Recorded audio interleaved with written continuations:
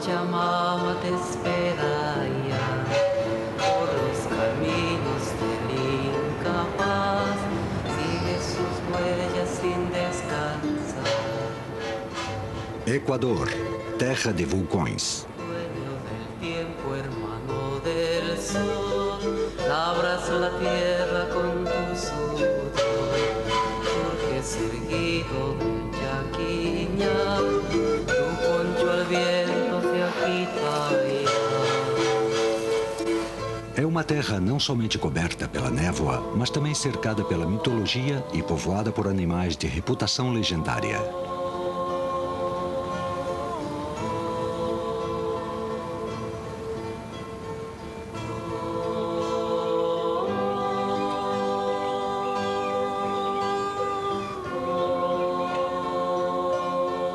Este é o território dos deuses, reverenciados pelos povos antigos, cujos descendentes ainda trabalham à sombra dos vulcões.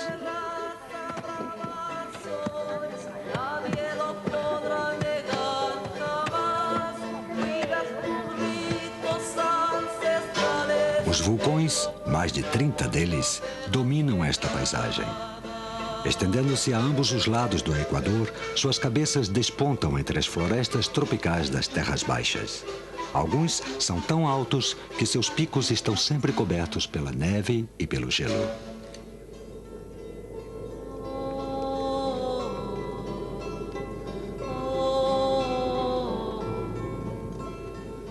No norte do Equador, os Andes se dividem em duas cordilheiras paralelas, ao longo das quais erguem-se grandes vulcões que formam um corredor chamado Avenida dos Vulcões.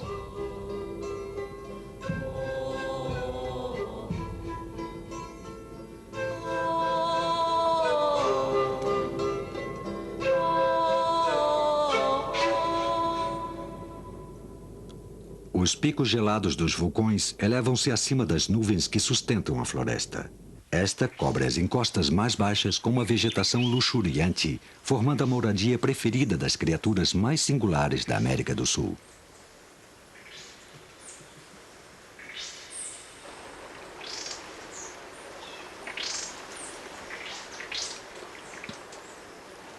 Para os antigos povos andinos, o urso de óculos era uma criatura mítica, um mensageiro dos deuses que habitava nos cumes das montanhas. Mas, até mesmo na atualidade, a história natural desta única espécie de urso da América do Sul continua sendo um mistério.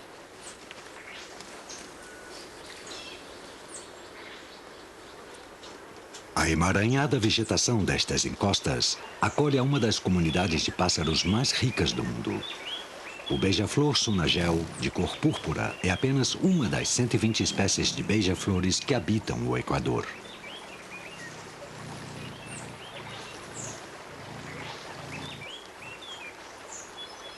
Os rios que descem das montanhas escavam avenidas através da floresta. Estas águas turbulentas não são o lugar apropriado para qualquer fauna aquática. Os patos de correntezas estão bem adaptados para nadar contra as mais fortes correntes, tanto por cima como por baixo da superfície.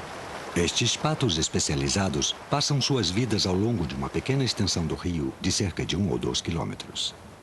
Ao contrário do urso de óculos, que percorre vastas áreas de floresta sob as nuvens em busca de alimento.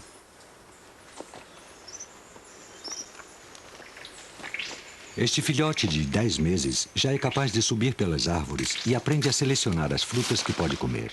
Mas nesta pequena árvore, a maior parte dos frutos nasce no extremo dos galhos, que são pequenos demais para suportar o peso dos ursos, mas suficientemente fortes para aguentar os pássaros comedores de frutos. A mãe urso tem sua própria maneira de resolver o problema. Agora, ambos poderão alimentar-se com o fruto caído.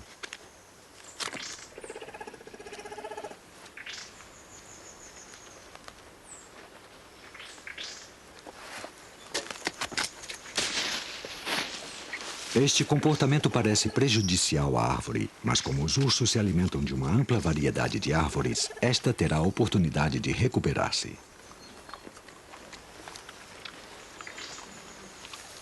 O território dos ursos de óculos estende-se muito além das áreas florestais.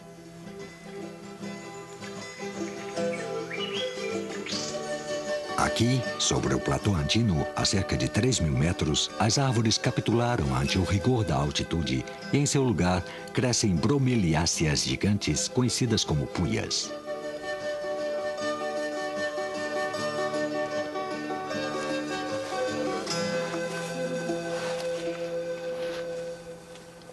Estas plantas florescem apenas uma vez na vida e, por isso, sintetizam muito mais açúcar para abastecer-se de energia e permitir o crescimento de sua espiga, que chega a alcançar 3 metros de altura.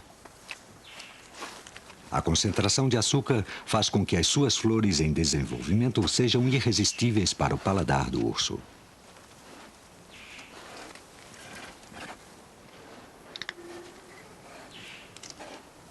Os beija-flores jogam um papel menos destrutivo para a puia.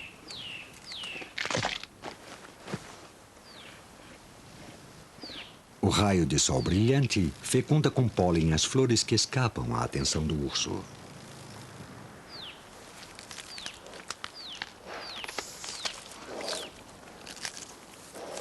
Os beija-flores precisam constantemente de néctar para alimentar-se. No frio platô, onde o número de insetos fecundadores é pequeno, os pássaros são o meio mais eficaz de realizar a tarefa.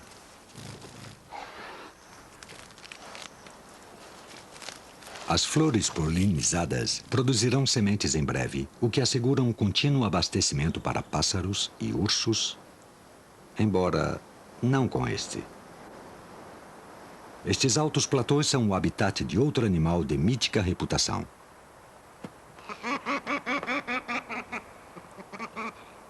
O carcará carunculado é conhecido pelos índios quechua pelo nome de curiquingue. Ele está representado em suas danças e canções e é considerado como símbolo de boa sorte. Aqui em cima, as minhocas são uma parte importante de sua dieta.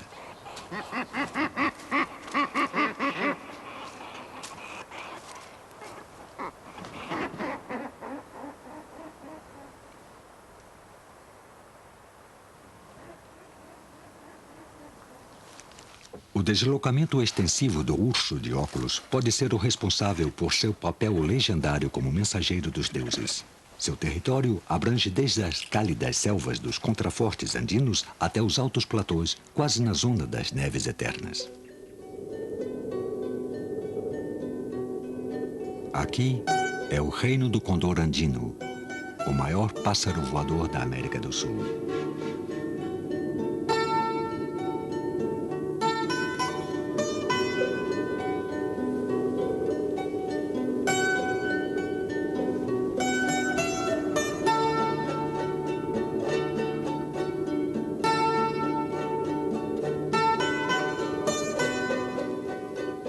Este inóspito lugar também está habitado por uma das menores aves do mundo, a estrela equatoriana. Habita só em altitudes de cerca de 4.000 metros e se alimenta do néctar das eternas flores da Chuquirauá. Os beija-flores estão aqui em seus limites físicos. O enorme esforço que significa planar neste ar frio obriga esta espécie a quase abandonar seu hábito. As estrelas equatorianas precisam de lugares abrigados para reproduzir-se, protegendo-se assim dos ventos gelados e das frequentes tempestades de granizo. As fêmeas são responsáveis pela construção dos ninhos.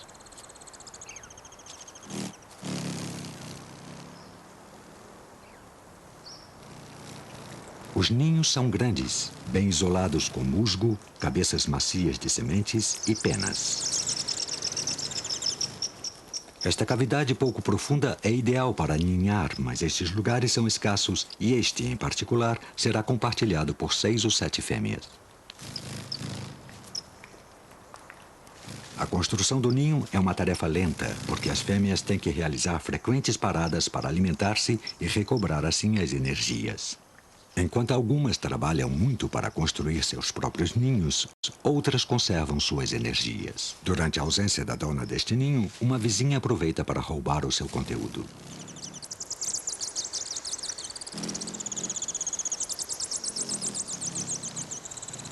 Todo o trabalho de uma manhã pode ser em vão. O roubo a esta escala atrasa a construção do ninho e, como este tem que ser grande e aquecido, uma fêmea pode passar até 4 meses para completá-lo.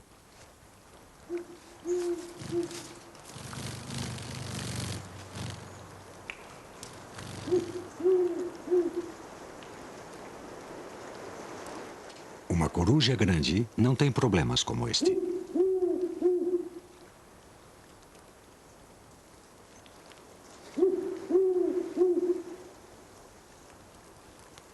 Neste platô, as bromeliáceas gigantes ainda não estão florescendo, mas os ursos de óculos ainda são atraídos por ela. Os perigosos espinhos não são um problema para estes ursos.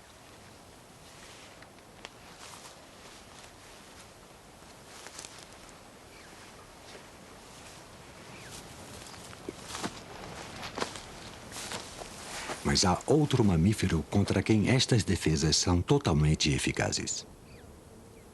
Nos platôs mais remotos, existe uma das criaturas mais ameaçadas e mais difíceis de se ver da América do Sul, a anta montanhesa.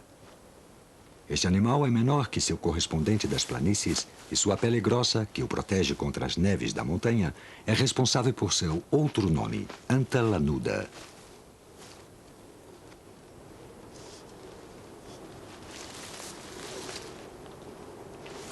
Mediante seu sensível olfato, busca plantas que sejam mais moles que a espinhosa puia.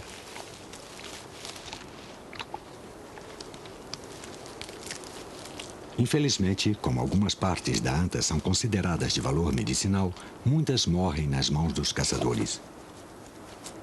Por isso, só podem sobreviver nas regiões mais remotas e inacessíveis da Avenida dos Vulcões.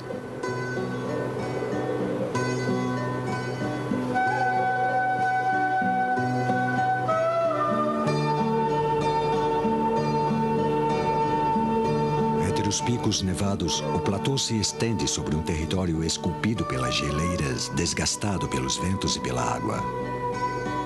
Desta forma, é o último refúgio para a fauna mais ameaçada do Equador.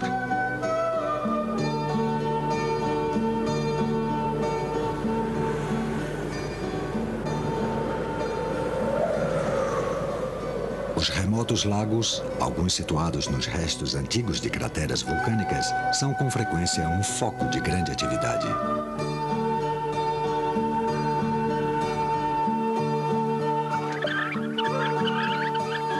Apesar de suas águas frias, nestes sobrevivem suficientes insetos aquáticos e larvas para manter uma densa colônia de mergulhões prateados. Agora estão construindo balsas para as bases de seus ninhos. O material flotante para a construção de ninhos está escasso e a competição para obtê-lo é muito grande.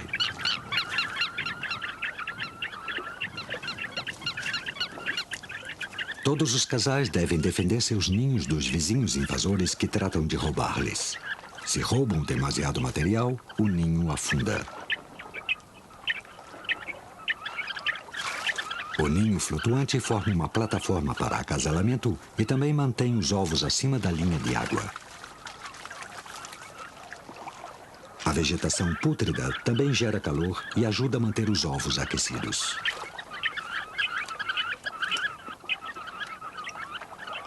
Logo que os filhotes saem da casca, os pais abandonam os ninhos e levam a família para águas abertas.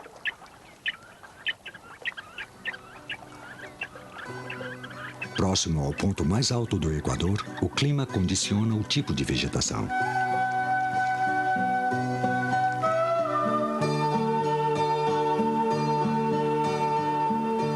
As plantas crescem amontoadas próximas ao solo e suas folhas cerosas resistem ao vento devastador, às extremas temperaturas e à intensa radiação ultravioleta.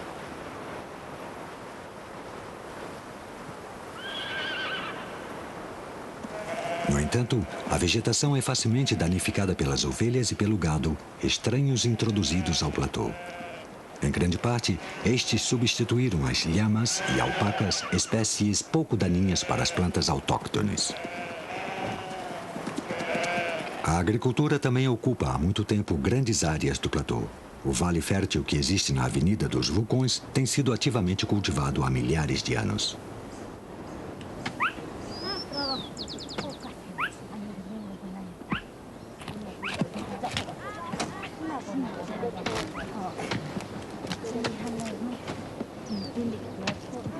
Toda a família se reúne para a colheita do quino, um grão parecido com o milho, cheio de proteínas e utilizado principalmente nas sopas.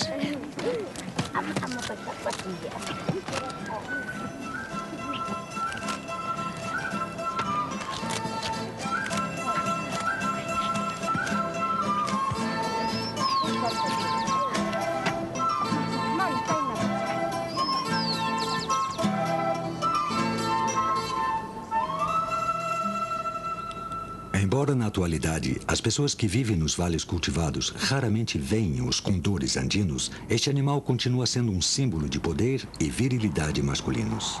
Mas isto não garante sua sobrevivência. No Equador, só restam menos de 100 exemplares e estão limitados aos platôs mais remotos, onde muitos dependem das desgraças dos animais selvagens introduzidos.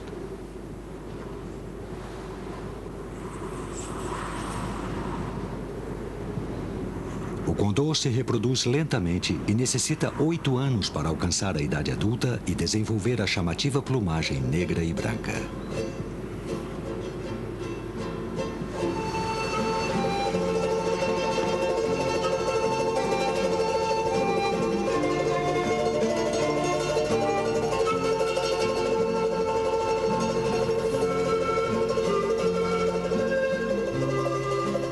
No passado, muitos platôs pertenciam a grandes fazendas, mas as reformas agrárias aboliram a maior parte delas, deixando os cavalos e o gado livres como animais selvagens. Hoje, os corpos dos que morrem são o ponto de atração para os carniceiros famintos.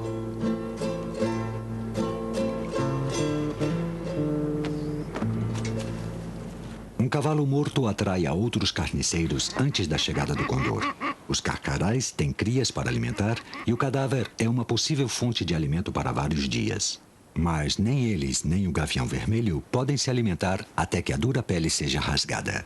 Este papel pertence ao condor. Estes urubus do Novo Mundo aproveitam os fortes ventos do platô para elevar-se e buscar carniça sobre uma grande área.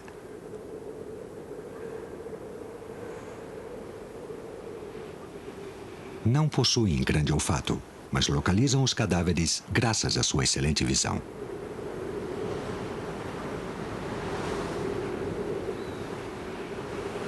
Têm receio em pousar na terra e com razão. Do momento que estão com os buchos cheios, têm muita dificuldade em levantar voo e se transformam em presas fáceis para os fazendeiros que, por engano, pensam que são responsáveis pela morte de seus animais domésticos. Desta forma, podem passar dias para pousar e se alimentar. Com a chegada dos condores, os carcarás e os gaviões mantêm-se à distância.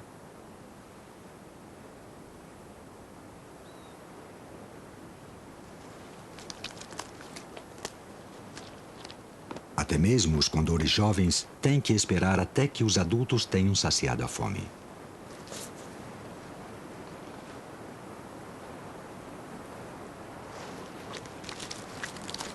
Embora tenha um poderoso bico para dilacerar a carne, o condor não tem garras suficientemente fortes para carregar presas vivas, como é a crença da população local.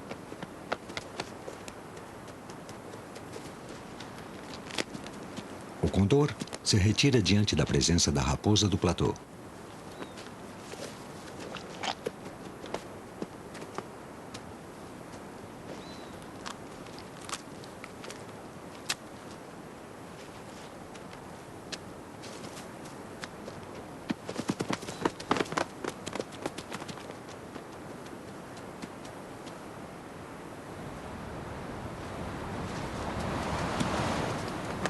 Normalmente, estas raposas caçam pequenos roedores e coelhos no platô, mas não desperdiçarão a oportunidade de satisfazer sua fome em uma carcaça tão grande.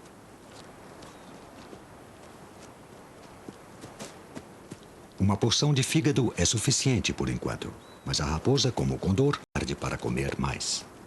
Os carcarás têm famintas bocas para alimentar. Agora que a raposa se afastou, eles têm finalmente sua oportunidade para comer.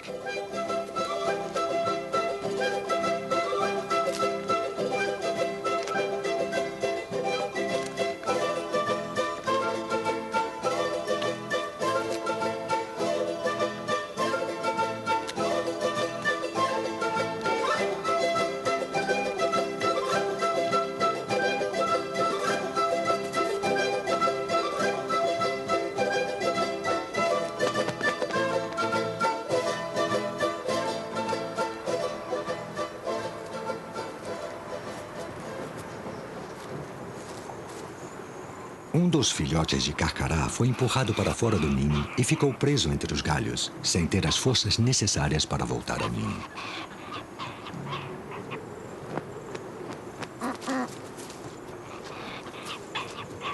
Os pais chegam com alimento, mas os pedidos de ajuda não são atendidos.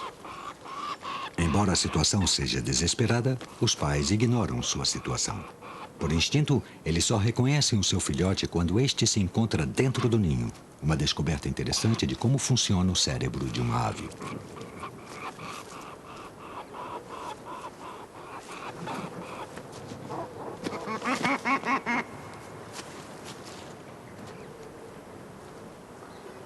Com quase 6.000 metros de altura, os grandes vulcões encontram-se no caminho dos ventos provenientes do Oceano Pacífico e da bacia do Amazonas.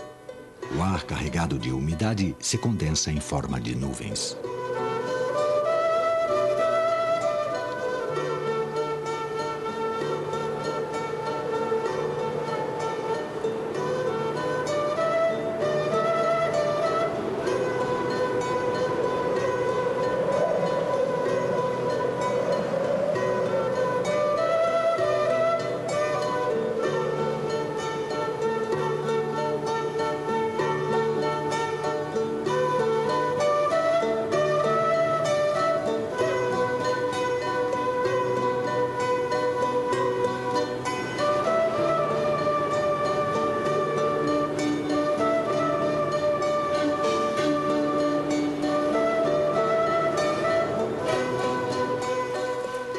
O urso de óculos é um assíduo visitante destes altiplanos. Seu pelo espesso oferece uma boa proteção contra as condições frias e úmidas.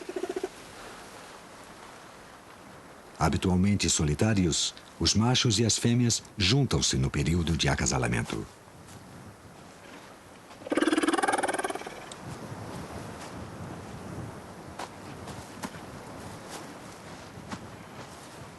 O macho é muito maior que a fêmea. A diferença em tamanho é responsável pela crença da população local de que há duas espécies de ursos nos Andes. Esta fêmea está no cio, mas não se mostra muito receptiva aos avanços do macho.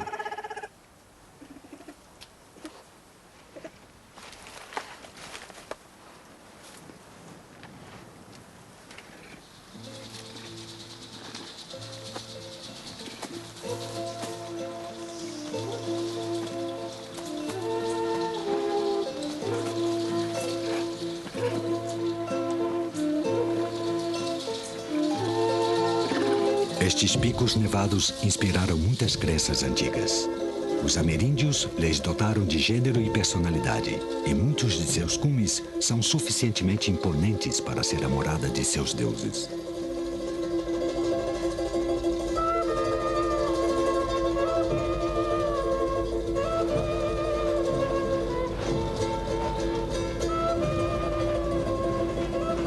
Em um certo sentido, eles estão vivos. Os vulcões do Equador encontram-se entre os mais ativos dos Andes. As tranquilas crateras fumegantes são apenas uma leve mostra de sua explosiva violência.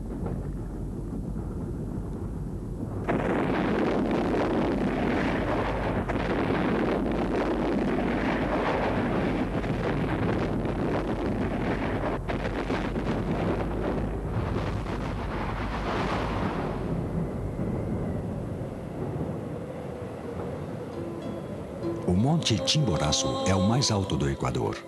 Embora seja um vulcão há muito tempo extinto, Taita, o pai Chimborazo, é, segundo a mitologia dos indígenas Curuá, o criador e protetor de sua raça.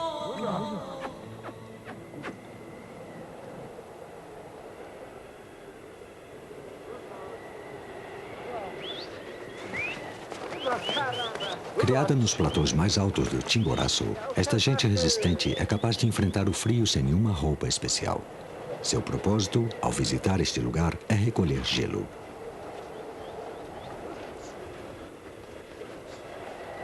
Esta mina de gelo foi utilizada durante muitos anos. É uma geleira fóssil, cuja capa de cinza foi gradualmente retirada por muitas gerações. A coleta de gelo faz parte dos costumes da família de Felipe Reyes há muitas gerações. O gelo está cortado em blocos de cerca de 23 quilos de peso cada. Um burro ou uma mula de carga carrega 2 blocos. Provavelmente, a tradição teve início para satisfazer a demanda de gelo da acalorada população costeira de Guayaquil. Mas atualmente, o gelo se destina apenas à cidade montanhesa de Riobamba. Atualmente, as pessoas possuem geladeiras e freezers, mas no mercado de Riobamba, o gelo proveniente do pai Chimborazo ainda tem muitos compradores, talvez devido às suas propriedades místicas.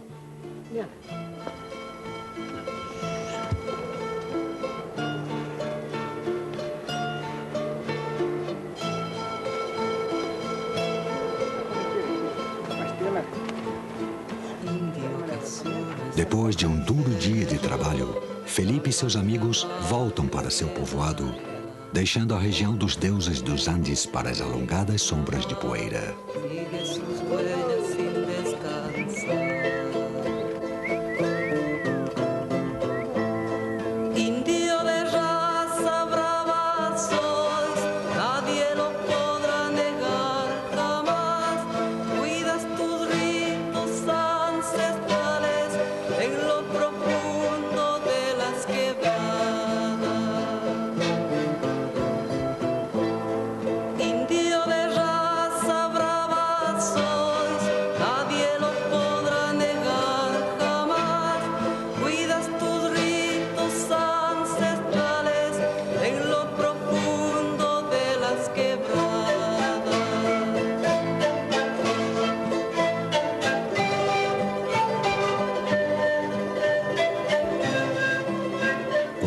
Chega, os mergulhões prateados preparam-se para dormir, enquanto estranhas criaturas começam a aparecer no platô.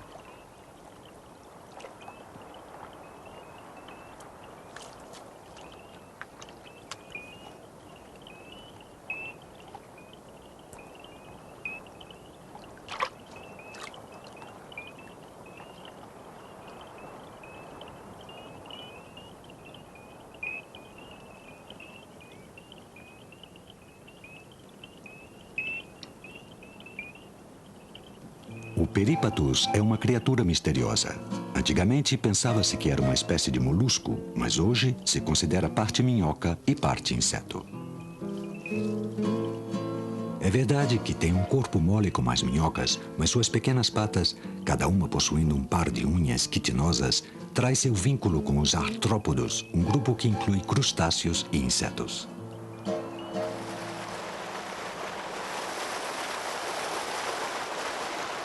Próximo aos rápidos córregos, surge um rato, mas não é um roedor qualquer. Seus olhos e suas pequenas orelhas externas, seus dedos orlados e sua pele hidrófuga aveludada o equipam para uma existência aquática, pois é um rato pescador.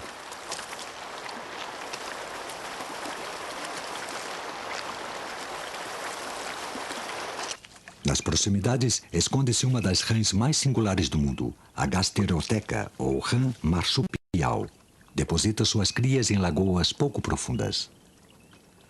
A rã transporta seus ovos em uma bolsa sobre as costas, mas agora que os filhotes são bastante grandes, já podem sobreviver por si próprios. A água fria penetra na bolsa da fêmea e estimula os filhotes, que saem da bolsa ajudados pela mãe.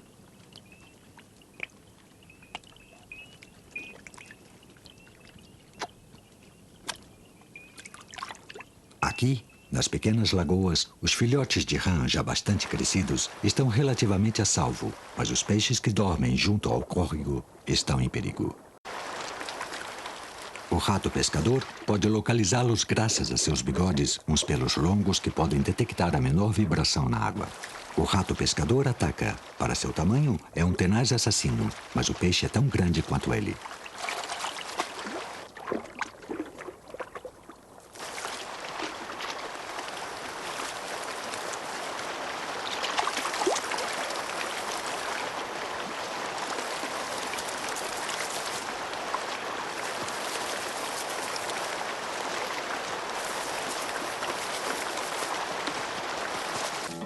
As maneiras à mesa do Peripatus são muito peculiares.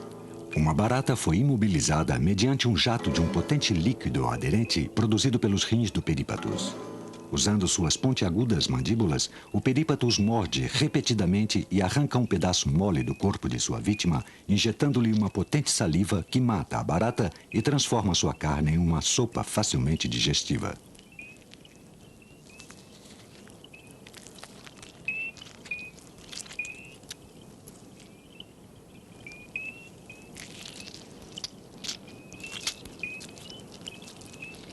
Pode passar até 3 semanas para que o perípatus volte a se alimentar.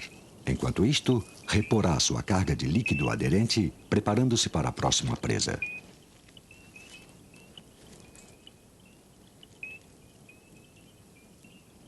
No entanto, o rato pescador precisa comer várias vezes à noite. Sem o calor do sol, a temperatura no platô cai dramaticamente. Bem antes do amanhecer, uma capa de gelo formou-se sobre a vegetação.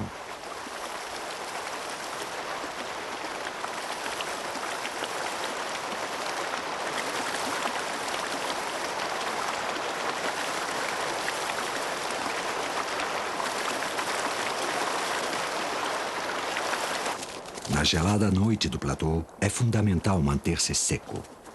Como qualquer mamífero aquático, o rato pescador passa muito tempo preparando sua pele para fazê-la à prova de água.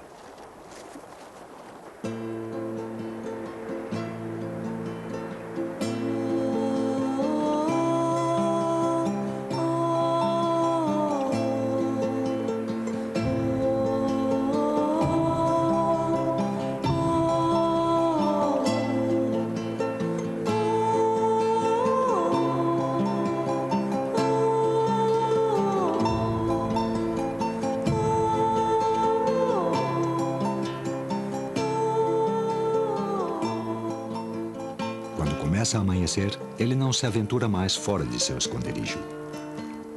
Quando o gelo começa a derreter, uma tragédia vem à tona. O filhote de carcará preso na árvore não recebeu nenhum alimento de seus pais e foi incapaz de sobreviver à geada da noite.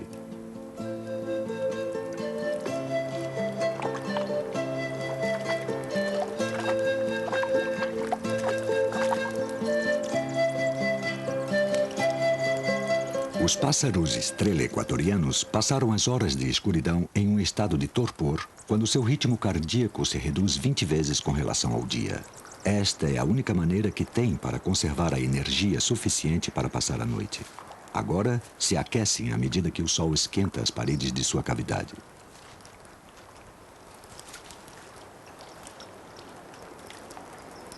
Em seguida, chega a hora do banho e de se preparar para as frenéticas atividades alimentares do dia. O calor do sol também condiciona a vida dos condores, que esperam correntes ascendentes antes de abandonar seus galhos. Com filhotes para alimentar, as estrelas equatorianas correm de flor em flor, acumulando suprimentos de néctar.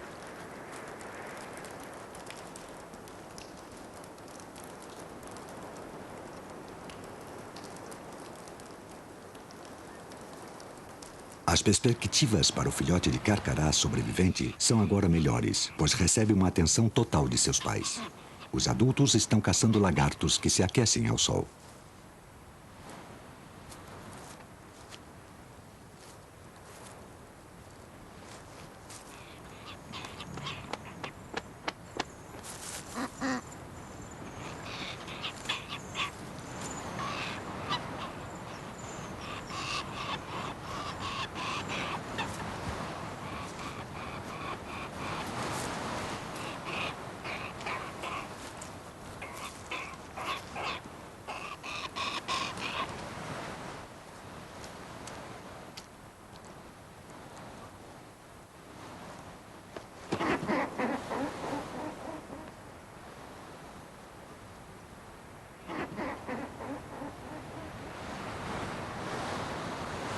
A água derretida das geleiras inicia uma viagem através das florestas cobertas de nuvens, algumas das florestas mais molhadas da Terra, transformando-se em cachoeiras e córregos torrenciais.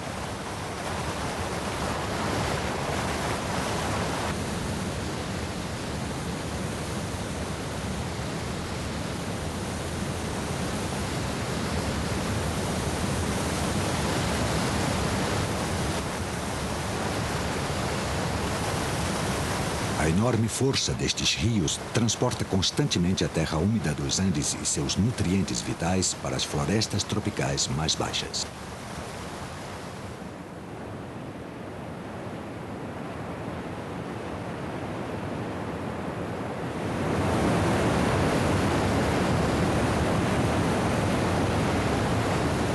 Estas poderosas águas podem causar problemas até mesmo para os habitantes mais experientes.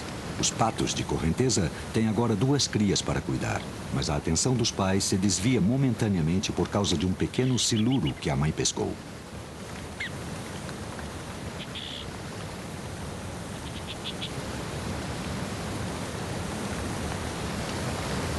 Embora os filhotes sejam exímios nadadores desde o dia que nasceram, os pequenos patos preferem alimentar-se em zonas mais tranquilas.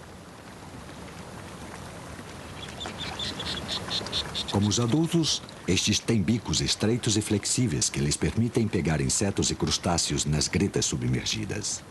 No entanto, a força dos rios é tal que a corrente é capaz de arrastar os filhotes. Por isso, os pais mantêm-se constantemente alertas e preparados para resgatá-los em caso de necessidade.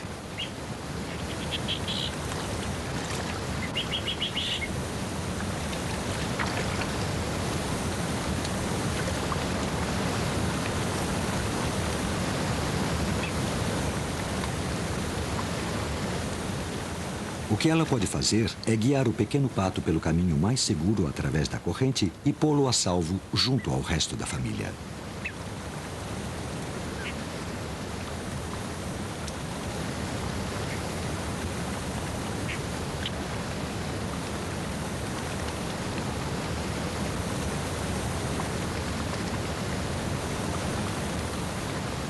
Muitos destes rios de rápida correnteza descem pelos vales cheios de precipícios, formando assim as únicas passagens naturais através da densa floresta coberta de nuvens, na qual a umidade constante e o clima temperado mantêm uma vegetação emaranhada e impenetrável.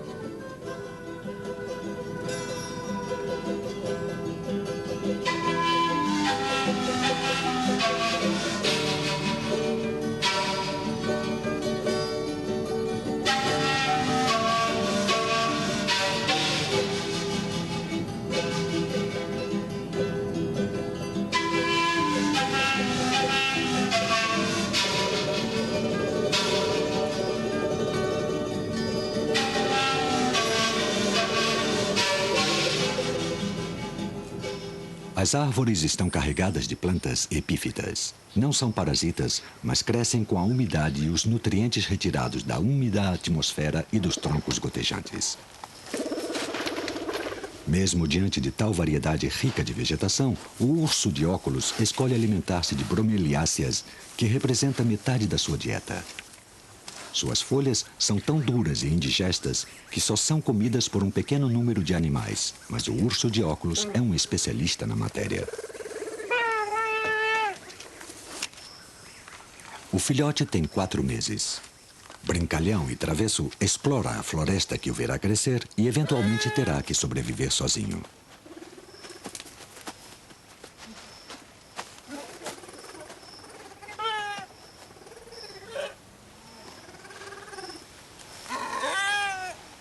A mamãe urso gosta de estar perto de sua cria. Por isto, ela não sobe a uma altura muito grande.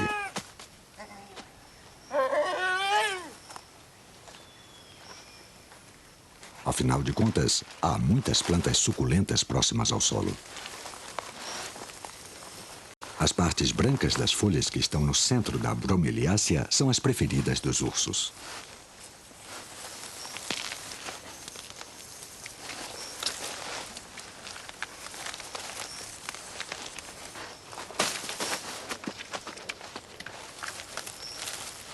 O filhote ainda não é bastante forte para arrancar o centro da bromeliácea. Mesmo nesta idade, ainda depende do leite materno. O ursinho acompanha a mãe durante quase um ano. Aprende a conhecer o terreno, os sons da floresta e a identificar as plantas e as frutas comestíveis.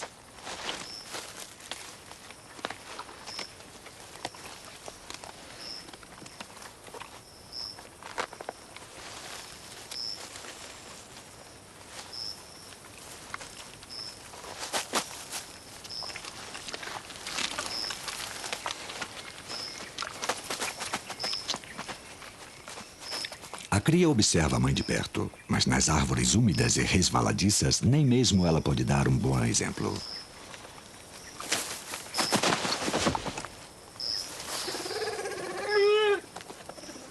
Não estava longe do solo e tanto a mãe como o filhote não parecem muito perturbados pelo acidente. O urso de óculos comparte a floresta com uma das aves mais extraordinárias da América do Sul. Um pássaro que, na maioria das vezes, se ouve, mas não se vê.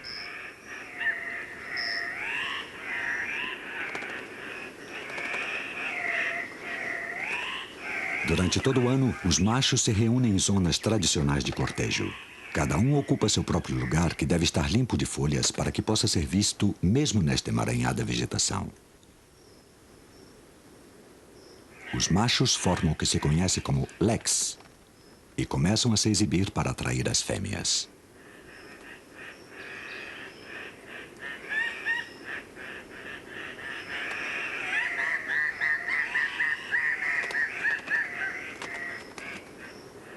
Os machos executam sua extasiante dança aos pares.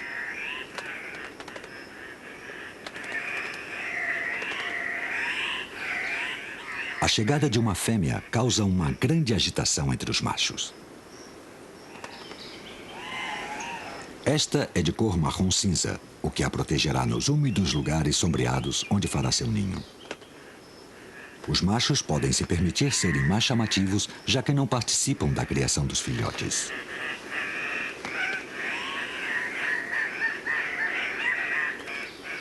Cada macho tenta desesperadamente atrair a atenção da fêmea. Ele não se apressa e não aceitará qualquer pretendente.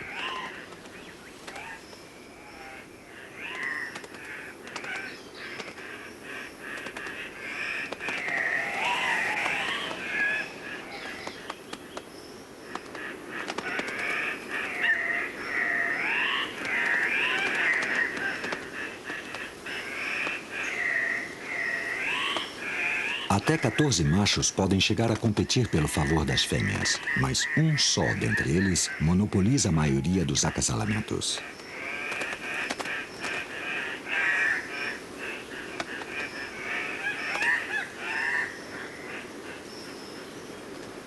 Apenas alguns leques foram descobertos no Equador, pois estão situados em lugares muito inacessíveis. Infelizmente, estas florestas de nuvens estão se reduzindo. Diferentes tipos de avenida estão sendo abertas nos vales à medida que grandes quantidades de árvores estão sendo derrubadas para a agricultura.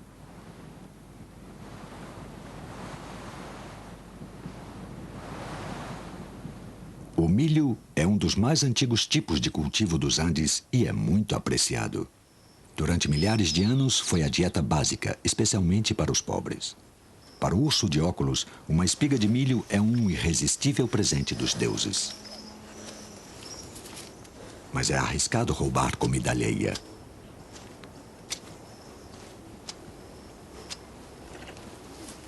O urso colhe o milho quando está tenro e doce, um pouco antes de estar pronto para a colheita. O apetite do urso é tão grande que ele pode devorar toda uma plantação em apenas poucos dias. Entretanto, sua reputação como mensageiro dos deuses não lhe protegerá dos disparos. Na verdade, como o urso de óculos é tido como possuidor de poderes mágicos, sua gordura e várias partes de seu corpo são altamente valorizadas devido às suas propriedades terapêuticas imaginárias.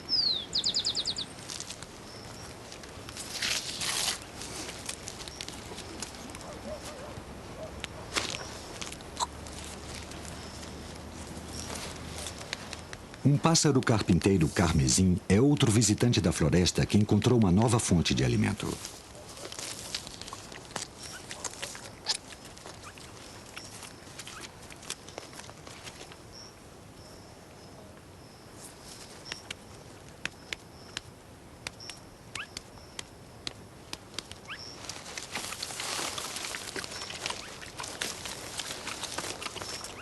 Durante sua vida, de uns 50 anos, este condor talvez veja o desaparecimento de zonas virgens do platô e da floresta enquanto voa sobre uma terra cada vez mais habitada e cultivada.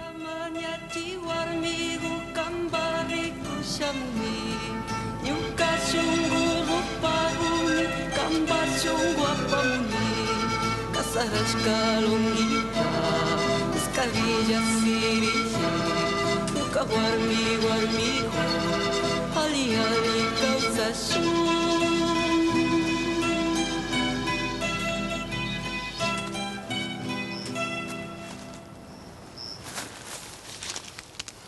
No Equador, ainda existem áreas virgens, mas a agricultura penetra cada vez mais no reino do urso de óculos, o que aumenta os conflitos com os colonizadores.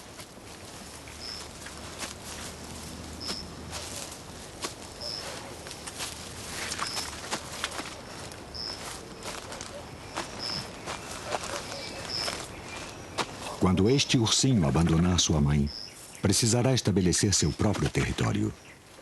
O que não sabe é que seu mundo está cada vez mais reduzido e fragmentado. Com sorte, restarão platôs e florestas de nuvens quando este urso estiver preparado para procriar.